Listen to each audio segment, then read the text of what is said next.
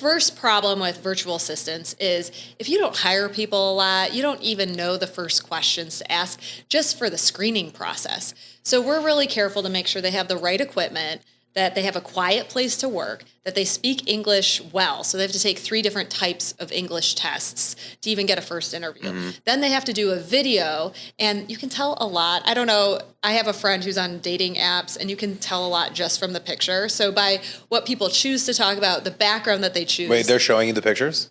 Well, like when you guys go out for girls' night, you're going through, are you swiping left? What's happening? You can tell so much from that initial picture.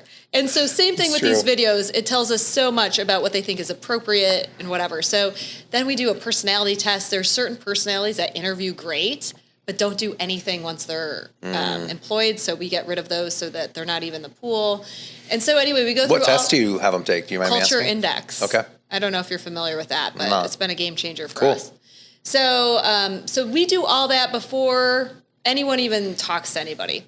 Then the next part is to get that job description right. And that is something that we have learned how to do well over time. But if you don't hire people regularly, you're forgetting a lot of the big things. Like, what does winning look like? What are you going to measure for success? We also want to talk about the training timeline. Like, what is the drop dead date where if this person doesn't understand how to do this task, that you're going to be like, we're not doing it.